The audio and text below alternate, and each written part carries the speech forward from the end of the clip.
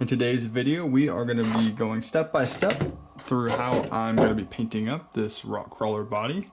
This process will be applicable to most bodies, drift bodies being a little bit different, but for something like this, I'm going to be using an airbrush.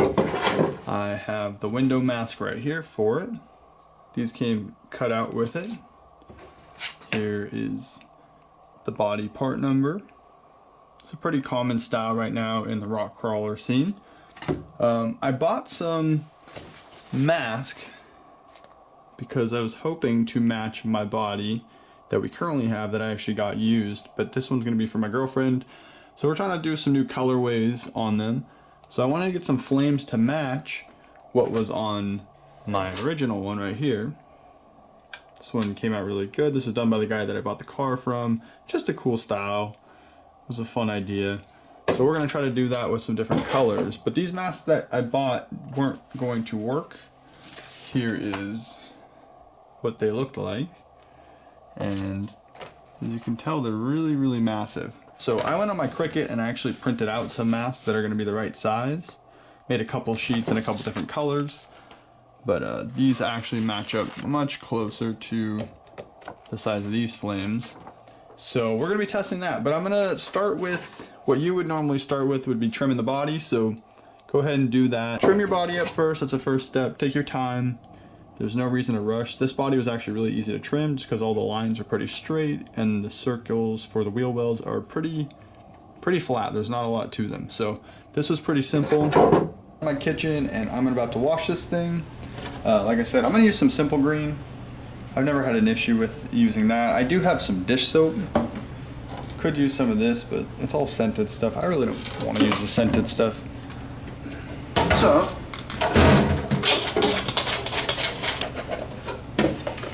and really just want to make sure you rinse it really good. This initial wash is get all anything out of it that might be a little slippery, fingerprints and stuff like that. So once you wash it, you don't want to be touching the inside of it.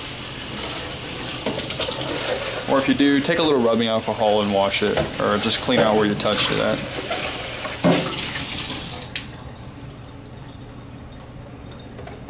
Alright, we're going to start drying this with some paper towels, and then I will blow it off with my air compressor to just really get all the little fine water out. Body's all washed up, and now it's time to add window mask. Like I said, it came with a sheet of them. I'm gonna start just figuring out where the best place to put them is. Usually it's good. This is nice because it's pretty easy to get your hands in there. It's a big square body. So we'll just start maybe with the rear window since it's easy to see.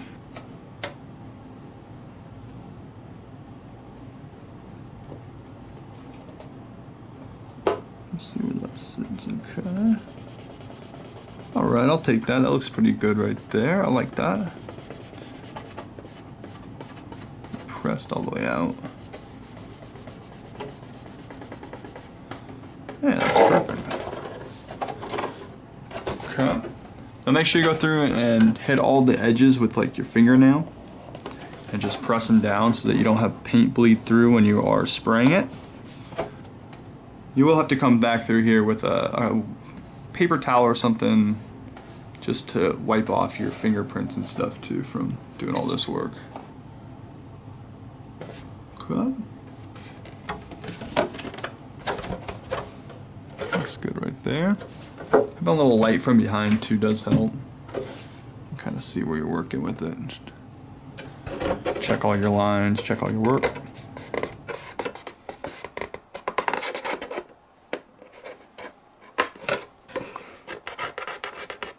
And I'm going to come through and just scratch it all down real smooth against the plastic. That way there's no bleed, hopefully. If there is a bleed, you can fix it with some cleaner, some paint cleaner, some thinner. They make some body cleaner, which works really well. Alright, so I'm going to clean up this little, right here, this little port window and this little edge with some rubbing alcohol real quick, just because my hands were rubbing around in there. And I have a feeling that I got some just some oil in there, so I wanted to clean up a little bit. And I'm going to put this next window in. So it's actually way easier from the angle that it's at. at least for me since I'm right-handed. The window mask all finished up on this body. So now it's time to move on to the flame mask that we're going to be putting on. Now, like I said, I'm going to be matching this one as best as I can because it looks pretty good. So we're going to be attempting that. I'm going to clean this out a little bit and then I'm going to start trying to get some of these masks in there. Masked up where I want these flames to stop and also where I want to kind of put the directions at. Now this is on the outside, so this is just a guiding line for me. I'm going to actually put the flames themselves. As you can see, like I said, I printed a couple sheets. These ones are green. I had some orange ones as well.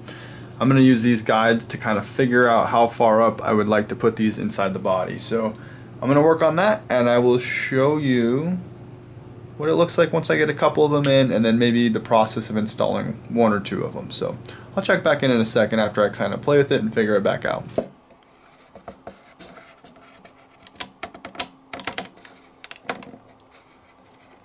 Alright, I just finished masking all the front of this up just to make the grill look like a grill. Everything else around it's going to be all paint color. I could go a little more intense. You could go a little silver around here with some chrome if you wanted to be fancy, but I don't feel like that because it's a lot of work.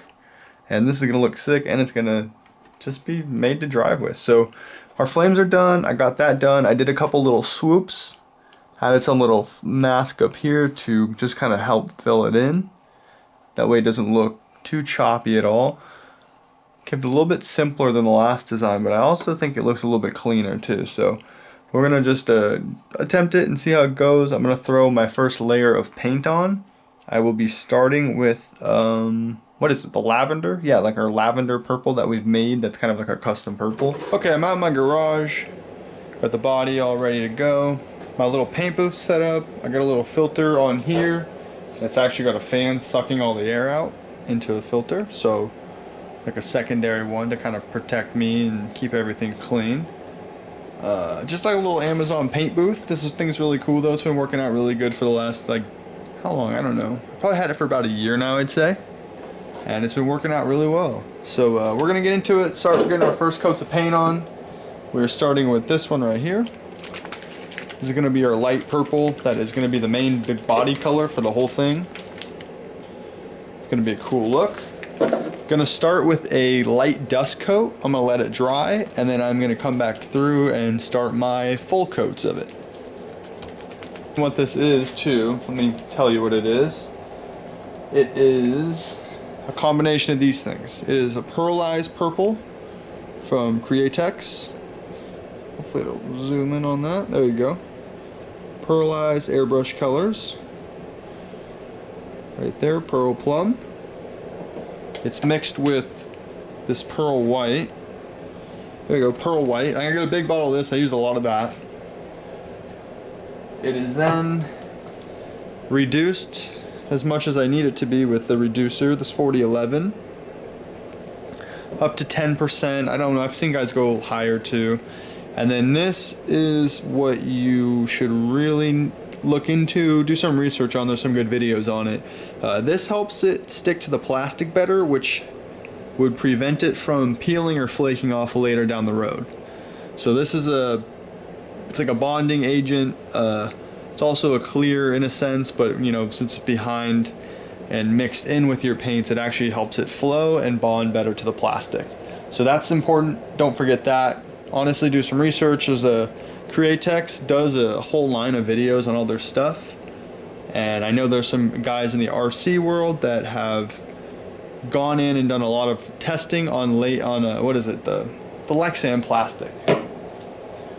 So yeah, we're gonna get started though. I'll put some paint in this pot in just a second. I want to mix this a little bit more. Airbrush, iWater Revolution, or paint.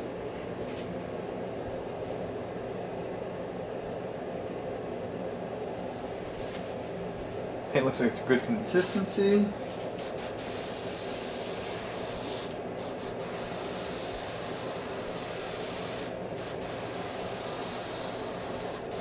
Yep, starting to spray for me. I always start real light. I go easy just to be safe.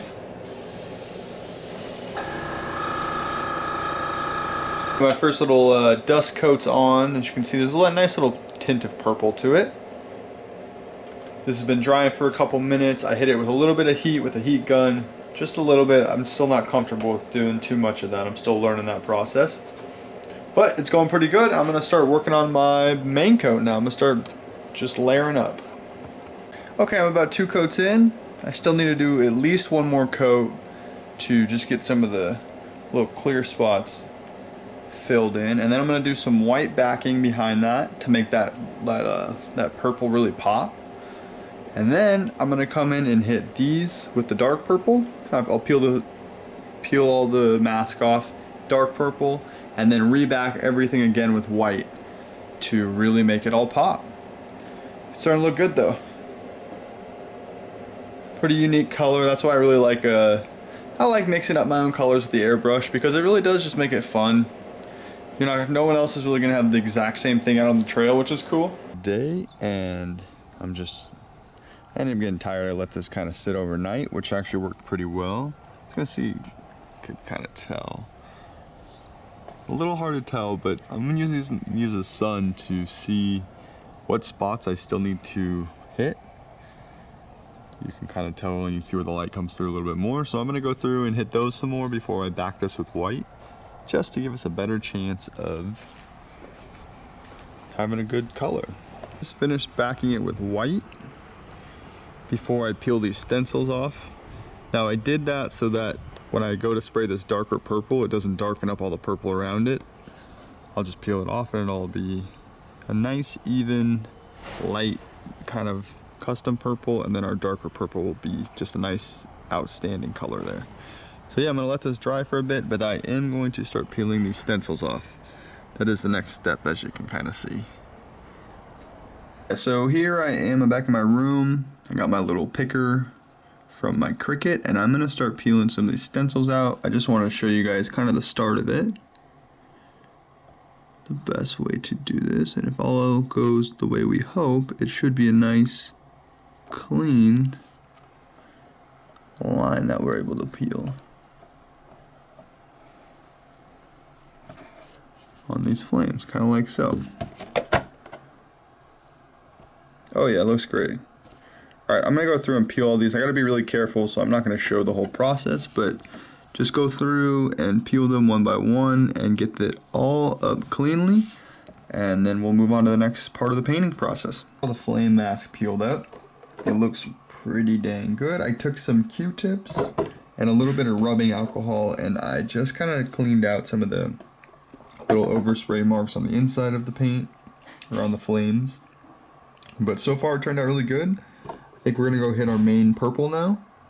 It does look a little gross here, but that's just from me flipping the body upside down. That's all on the outside. The inside is pretty clean, and we'll get a better look at it too once we start getting the purple laid down, the dark purple. So yeah, we're gonna go start the next shade of paint.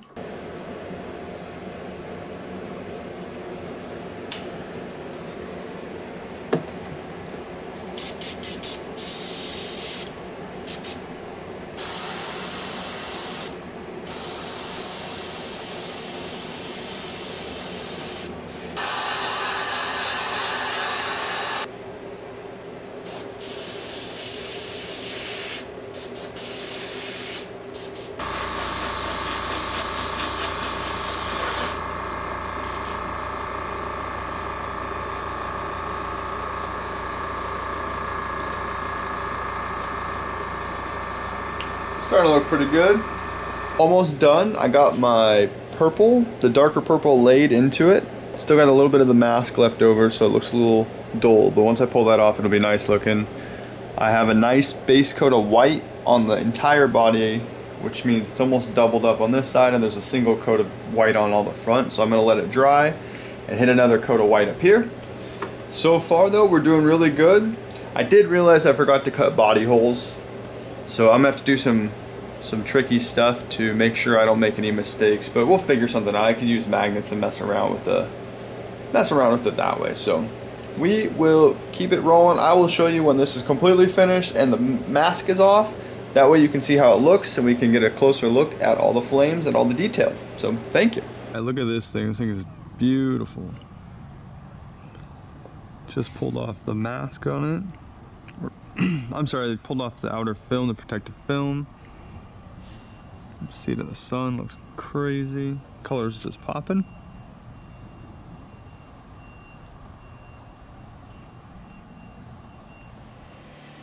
Came out really nice. I love the color in it. The line work with my stencils actually was not bad. I'm pretty impressed for the first time cutting them out of a Cricut. So that was cool. But here it is. It looks great. My girlfriend loves the color. It kind of matches the whole aesthetic of what she's going for. Front grille. Yeah, these are really pearl paints. I don't know if you can tell, but in the sunlight, these things pop like crazy. And this will just go right on here. It mounts a little bit high. It's kind of a fun look actually. Let's see, get this in here. Right there. There we go. Fits nice and flush here. Just gotta get the body pins for it. They're off the side, but that comp bumper's on there as well. That looks really cool. Panhard bar. Yeah, it comes across and got the whole thing looking really good. So here's a shot of my girlfriend's car and mine at Proline by the Fire. We took them out literally the day after I finished painting that body. The next day we left and went on this awesome trip. So if you want to see it driving around, go check those videos out. Thank you for watching this. If there's anything that you want to know that I missed, just let me know in the comments. I will definitely try to help you out, answer some questions. I will leave some links for stuff too, just some of the little parts and bits and stuff like that in case you're interested in any of those. But for now, this is the end of the video. I hope you enjoyed it. I hope it helped. Drop a like and subscribe if you haven't, so we can see each other in another one. All right, thank you. Bye.